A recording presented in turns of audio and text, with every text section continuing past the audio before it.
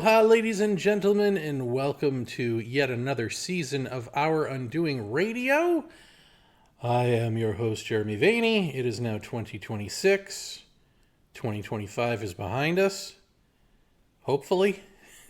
A lot of us get that joke a little too close to home, don't we? I made two predictions last year, of sorts. One was a prediction. One was kind of like, I don't know if this is a prediction, but I made them on Facebook. One was that I didn't feel like the year was going to be that bad for some reason. Like, everyone was worried about the Trump administration and all this. And while I thought it would be terrible, I thought maybe it won't be that terrible. I don't know. I just had a feeling like we're all going to be okay. That turned out not to be so true for most people on Earth, let alone this country. And I also predicted that Mauna Loa would erupt again by the end of the year. I thought it would by the end of the year, beginning of this year, because when last it went off, I could hear and feel a rumbling, like just in the air at night. And there were all sorts of like tinnitus-like tones in the air for a good long while leading up to it. But especially the rumbling. It's like you can feel it in your chest and you can hear it. And it sounds like a low rumble of a truck, which it isn't. It's just there in the air. And I would hear this at night and I would feel this. And I do feel like it led up to, it was a precursor or a warning or whatever. Stuff's moving in the earth and it's about to pop. And I was feeling that again. It started to amp up again at the beginning of 2025. So I predicted that would happen, and it didn't. Of course, within a couple of weeks, it went away for me. But rather than say, oh, prediction off, I thought, well, I won't do that because with my luck, the volcano will go off. because I went back on my prediction. You see, it revolves around me. And so just in case it does revolve around me, I decided I won't say a word. And lo and behold, there's no volcanic eruption. So I guess what we've learned is whatever it is that I publicly predict, just assume the opposite is going to happen. That's that's the lesson there. So there's something for 2026. But one thing that I could not predict is something that I talk about just as a postscript to my new book, which is out today, which is why I'm actually doing Our Undoing Radio on a Thursday, not a Wednesday. Normally they're on Wednesdays, and they will be next week, starting next week. But I'm launching a book today called Kundalini and the Secrets of Silence. Hooray! So go grab that on Kindle and paperback on Amazon or wherever you get books. But as a postscript in there, I talk about something that I've talked about on this show, and I've talked about pretty much everywhere. I've complained about this or just described it in detail for like the last 25 years or so. And it is the chronic back pain that I suffered through my own negligence, yes, but the beginnings of it were very specifically the so-called Kundalini awakening that happened 25 years ago. I've described this to you, right? Sitting on a couch, I go completely void silent, like I am silence. There is no more Jeremy. And in that unconscious moment, it's a blip on the radar, and then I am back, and with me is this energy that is rushing up the spine and into the head, and then my head starts spinning like doing an exercise on its own. But when it came up the spine, there were two discs in my back that slipped. I can't remember it might have been L4 and L5 or L3 and L4. I don't remember, but it was one to the left and one to the right in my lower back. And so I did nothing to treat them or get them better because I thought they would get better on their own. And then I did a lot of really bad things to my back in a short amount of time, such as moving and then hunching over in an awkward position because I had no desk for my computer.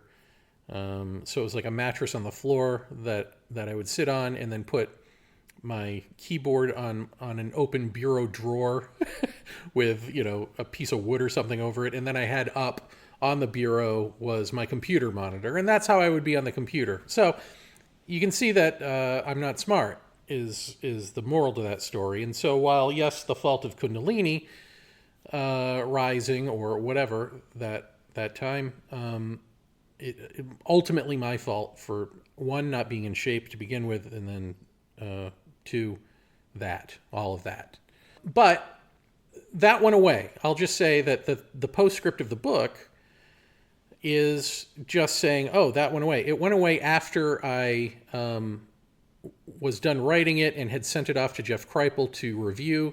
So I hadn't published it yet, and I would be, of course, tinkering with the book all up until publication date, but nothing drastic. The drastic stuff was already there. And so, to my mind, sending it off to someone to review is okay, this book is done. There might be tinkering on the edges, but the bulk of it is done. And with that, and I won't talk about the timing of it, which is funny, but that's in the book, and so I'll just talk about things that aren't in the book about this, except for this part. I think this is in there, which is that the 2 discs have slipped back into place, and the other problem that developed over those discs over the years, and I know this because I went to a doctor who told me that there were two masses, I guess, on either side, in the disc area of what he said were like congealed fat, almost like calluses that had built up there, that he didn't recommend operating on because you never want to do a back surgery unless you absolutely have to. So he said they will make you uncomfortable, just live with the discomfort for the rest of your life. Like, that's pretty much it. They ain't going away. But they did go away. Magically overnight, they went away. And my discs are back in place and my back is fine. Now, what I didn't write in the book about that is that my discs being fine, of course I didn't know this as I was writing it because I wrote it after it happened, right? So I didn't realize, like, yes, your discs are back into place, but after 25 years of bad posture and, trying to compensate physically for slipped discs, now I got some retraining to do. So it's interesting. On the one hand, you've got this miracle that happens. And on the other hand, now you got to do some work because there's still, back pain that I'll wake up with in the morning. It goes away, but it's not from these slipped discs, but it's just from like bad posture, bad sleeping habits, this sort of thing that I've got to now get over. So, but hooray, I'm out of chronic pain. So that is great. I guess the thing that I also put in there in the book that I will talk about, I mean, maybe I'm just not going to talk about the part that's kind of funny. I'll just leave that in the book, okay? So Kundalini and the Secrets of Silence. Please go get the book and you'll hear the funny part. But this part is just, it's interesting and it's pertinent to the phenomena and to the overall discussion of these things. These topics, Kundalini and so-called alien abduction even, which is, and I know that for most of you those will seem like they're not related, but again, I come back to how many things can happen to one person and they not be related. So I know that it was related to this book. Like, I knew it immediately, like it was writing this book. And it wasn't like I wrote this book and, what a big sigh of relief or something like that, like in the same way writing any book does, because I've written a bunch. And certainly I wrote Urgency, which was all about this waking up business, and that didn't relieve me of the back pain, right? And my books since then, while not completely focused on this, have a lot to do with it. And no relief there. None of my fiction work caused relief. No, it was specifically this book, and I know the reason. And the reason is something that I hadn't really talked about. It's a personal thing, but let's air it out here, which is that I'd always felt that my back would clear itself up when I grew a spine. Like my spine would clear itself up when I grew a spine. So there was something cowardly that I was doing, right? And in the sense of this Kundalini stuff of not owning it, like this is the difference between this book and anything else I've said about it. Is while I am still cautious about being otherized or otherizing myself and being put on a pedestal, putting myself on a pedestal, or trashing myself, I guess, or being trashed.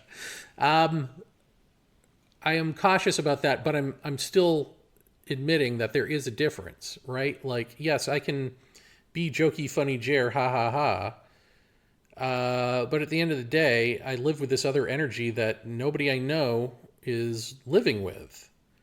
And when I see it being described online, which is usually where I see it being described, either on YouTube or Reddit posts or Quora questions being answered, or even people I know who say that this has happened to them, it's not it. And I know it's not it. And so there's no way to write that book without having an authoritative voice in some sense. So while I don't consider myself an authority, I am and I'm not, right? Like I'm one who knows. So in that sense, I'm one who knows from direct day-to-day personal experience. And so I can't ignore that anymore, especially if I'm going to write this book. So I feel like I owned it and I feel like I went full-throated on some of the wackier ideas that I know to be true and put out some that I believe to be true, and I differentiate between the two. But ideas that I may have said in the past or written in the past, but not really full-throated in a full-throated way. So there's that. And I feel like doing that was me getting my spine, and so this it relieved the back pain. Now, what's doing that is the question. Because I know that to be true. Like I have no question that that's why there was this miracle healing, right? But who is it that decided that I was ready? I mean, I guess it could be me. I guess it could all be I repressed or something, but I didn't really repress. I mean, I kind of knew I was doing it. I wasn't like totally unconscious of my actions. I know what I'm playing up and playing down. So it wasn't like I came to some eureka moment and a light bulb went off and I became conscious of unconscious material and then, sigh of relief, It feels as though, once again, this falls into some other intelligence that may be directly related to me deciding that the time is right, that happened. And this goes hand in hand with, I've talked about the slit in the spine, not the Kundalini energy, but the slit in the spine that opens up and then this other energy comes in. And then, ultimately I ended up having the I am, the universe blasting into existence out of nothingness experience. That slit, which is open 3 times, and that was the final time, I'm not the one opening that. Like the Kundalini, if I just shut up for a second, it'll come alive and activate, and I can make requests, for healing and whatnot. But it's not. But that's not the, like the slit has only happened 3 times because I don't control it. Someone else has decided, and in fact, in that third instance. Well, it's interesting. I hadn't thought about this, but in the second instance was the alleged, I'm using my own allegations here, possession or something by a demony looking gargoyle figure, if you'll recall. The first time was just this beating blissful energy. The second time was that, and the third time was the I am experience. In the third time, it felt as though there were people in the room, and so I didn't want to move because I had my eyes closed when it was happening, and I didn't want to move because it felt like surgical precision. When the slit opens, it feels like surgery, and I don't want to mess with that by moving. But it felt as though there were people in the room. And the second time, there was literally a being in me. So does that count as people in the room? The first time, I don't remember feeling people in the room, and there was no entity. But this idea that there is an other that is doing this, that is saying, okay, you're ready for this, is an aspect of this whole spiritual bunch of shenanigans. And so what I propose is that it's non-dual beings, at least in terms of us, beings from outside of our universe and our sense of time, who know when to act or have a better sense of when to act on our behalf. I don't know. But it's just interesting because it gets to that confusion between what is a spiritual dissociative state and what is another being judging that you're ready for something. And then the question of, like, are those beings also you or connected with you in some way? Do you share the same physics, like scientific, spatial, even, well, put it this way. If there's a whole bunch of dimensions and we're in them, but we're only aware of the ones that we're aware of day to day, but there are all these other dimensions that we're in and of, but are invisible to us. The machinations of us in those dimensions are invisible to us too. Are there beings that are like conjoined twins that are attached to us through, do we have shared physics, even though we don't share the universe? I mean, or we share it, but it's invisible to us. Well, is it invisible to them? Are our physics invisible to them or not? If they exist, if, this is all theorizing. Something along those lines. Or could it be ancestors? Like, I don't feel any connection to my ancestors, but that doesn't mean they don't feel a connection to me. But certainly we hear this in at least other cultures of ancestors helping you, or people talk about spirit guides and that sort of thing. I guess that would be the modern new agey version of it. That I certainly have a hard time with. And yet here I am, miracle healed by some outside force based on a timing that is personal to me. What are we to do with this? And the timing, incidentally, or not, coincidentally or not, on purpose maybe, has a humorous context to it, which, again, I will leave for you to read in the book. So this season, I will be doing mainly, trying to do all, episodes based on the book, Kundalini and the Secrets of Silence, based on concepts that I've thrown out there, just to expand on them in ways that you're not going to find in the book. And I think it'll be both a fun exercise for yours truly and some gross self-promotion also for yours truly. And so please, speaking of gross self-promotion, if you like this show and you want to keep it going, let everyone know about it, like episodes, share, subscribe wherever that's appropriate. Some people watch this or listen to this on YouTube. Like, subscribe, ring a bell, whatever. If you're listening to the podcast, leave a review. Or consider helping a brother out financially at ko-fi.com/JVay. That's ko-fi.com/JAYVAY. And that link will be in the description. There you may donate to yours truly. And trust me, I need it. 2025 wasn't just bad for everyone else. It was bad for me too. Carol and I, we have zero income as of this recording. So as much as I love doing these for free, I also enjoy having a roof over my head. So ko-fi.com/JVay if you have it in you to help out. And or go buy Kundalini and the Secrets of Silence or any of my books. That helps too. All righty. What else do I want to say in this? I mean, this is really just an intro episode to the season. Oh, I will say, how about this? So if you do decide to read the book and you are tempted to contact me with articles on animal intelligence and how smart various animals are, I thank you. But you're also missing the point of the book. Like, the book is very, in a very obvious way, not the type of book that I've written before. It's very nature oriented. It's very much about animal intelligence on the surface. But, like, that's all in service to the explanation of, like, what Kundalini is and is not.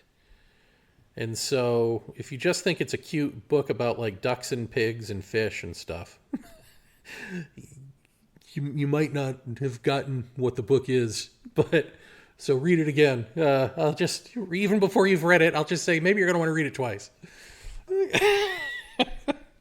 I say this sort of half jokingly because the people that I've given it to, some of the people, not all of them, to review have done that, have been like, oh, I don't really get any of the Kundalini stuff, but did you know that octopi are intelligent? It's like, yeah, I knew.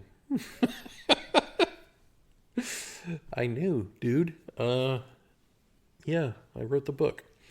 But also, I think that there are real revelations on Kundalini, and I don't want that to get lost in the fact of the presentation of the book in terms of cute animals and stuff, or personal stories, things like this.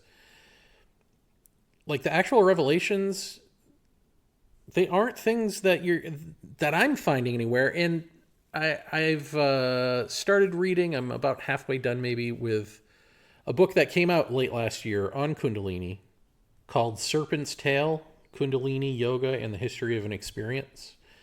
And this is it's an accessible scholarly history, really, of Kundalini. And it's clear to me from reading this book that I've been correct about it all along. Like, it's more validation to me in a number of ways. And the first is, I think you'll notice, that in my book, I only use the word Kundalini in the title. You will find it nowhere in the book. And that is obviously on purpose. In fact, I tried to take me out of the book completely, but I couldn't figure a way to do that. So you're stuck with me, but Kundalini not in the book. And part of the reason is because it's not our word, right? It's an Indian word. It's ancient Indian word, or sort of ancient Indian word. The concepts attached to it are ancient in Hindu, and then Buddhist, and then it becomes, westernized, and it becomes this smorgasbord, and, like, nobody really knows what it is anymore. They probably did way back when, but even then, it's like they didn't use the word originally way back in the way back times. So you're just assuming based on descriptions that this is what they meant. And so, one, I don't want to culturally appropriate, so get rid of the word. But two, it also helps that, like, nobody seems to know what it is, or seems to have a definite definition of what it is. And while there's a lot of mystery to it, and a lot of probably you can't know, things you can't know about it, it very definitely is something. And that something is the will of silence. And so that's what I call it in the book, and tell you what that means in the book. So, yeah, I found that helpful, that even even the idea of it being a serpent energy isn't, like, there are other animals in other, in various practices or sects of various religions that they associate it with. And some associate it with no chakra system at all. Some associate it with a handful of chakras. Some associate it with, like, almost infinite chakras. So even that, there's no real agreement on that. And I feel like a lot of this comes from, this lack of agreement comes from lack of actual direct experience. And so when you're not living with this, then you're just making stuff up and selling it like everything else, right? And then you read it and it gains traction, and here we go. Now we have a definition, and it ends up in America as Kundalini Yoga, essentially, or various versions of Kundalini Yoga, which is nonsense.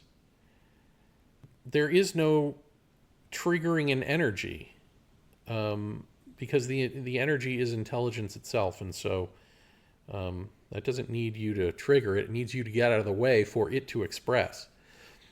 Which isn't to say that you're not experiencing anything. I'm not debunking these myths of Kundalini and saying that therefore these experiences people claim to have aren't happening. I'm just saying that they're not Kundalini. There are other explanations for it. Go seek those out.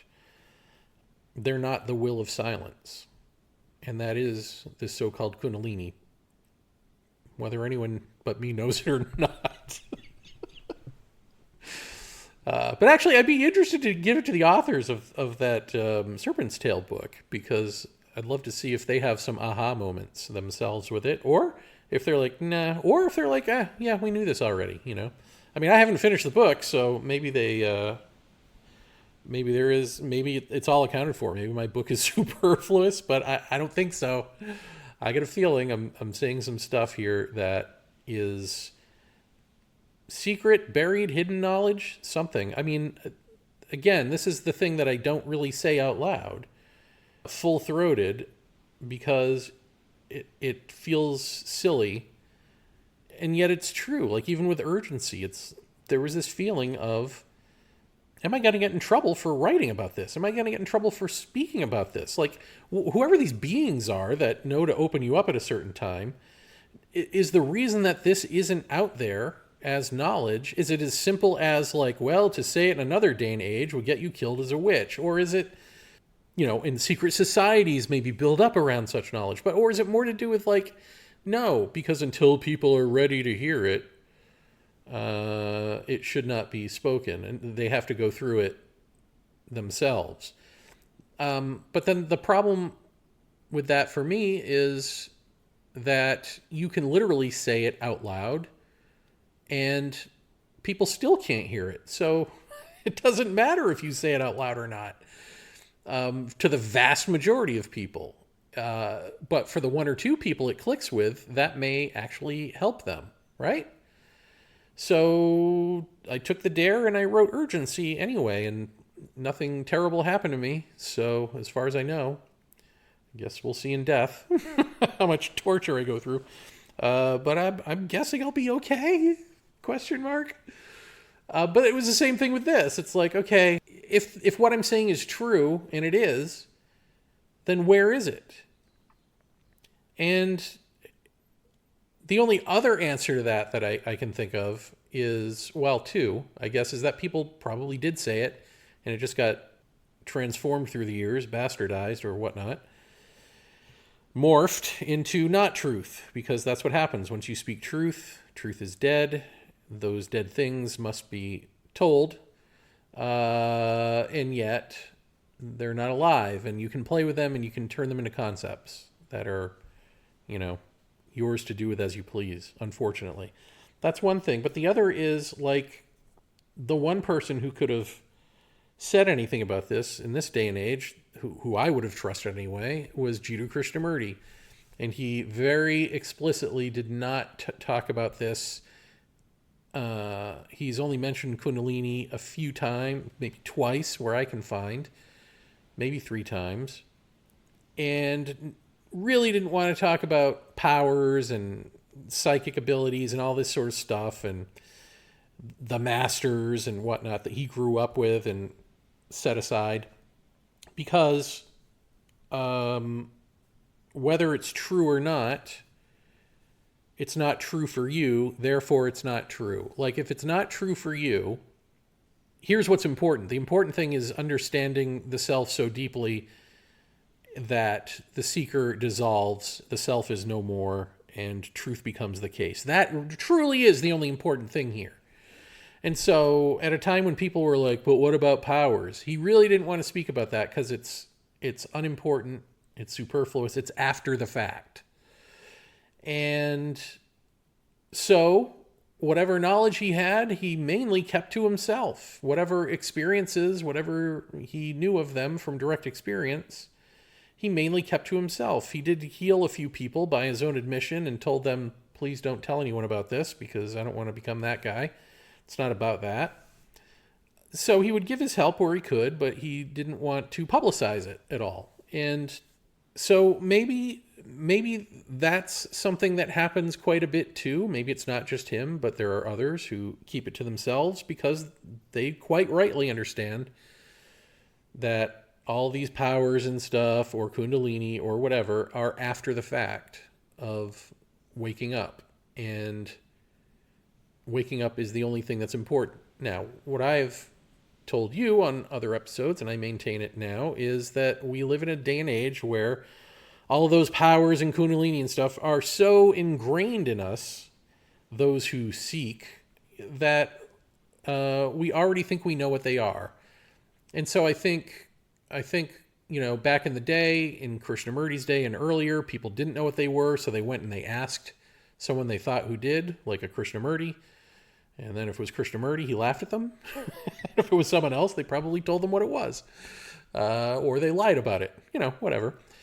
But now we don't really live in that age where people are like, oh, what is this? Now we live in an age of like, oh, yeah, I know what this is. Yeah, this happens to me. Yeah, I teach this. Yeah, I'm a master of it. And so I think in that kind of really ignorant age, maybe it behooves us to say, no, that's not it. Or, at the very least, to engage in the language that people are speaking. And while we're engaging, let's just tell you that your language is crap. Like, yes. To me, like, it's like alien abductions. It's like alien, there's no such thing as an alien, and there's no such thing as an abduction. And yet, we all know what an alien abduction is, so it's easier to call it that to talk about it. Right? And I'll get more into the alien abduction thing in a few episodes from now. So let's just leave it at that. But, because I say, like, there's no such thing as an alien, and then inevitably people are like, but you don't believe in people from other planets? And it's like, no, I don't believe in the concept of alienness is a westernized, otherizing concept.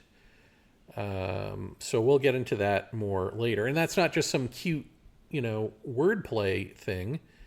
That really, if you really see that, you really see that there's a problem in how we perceive ourselves and how we perceive the universe at large. In any event, I will babble more about this stuff in future episodes, more of the secrets of silence, more about Kundalini, or not Kundalini, as it now shall forever be known as the will of silence.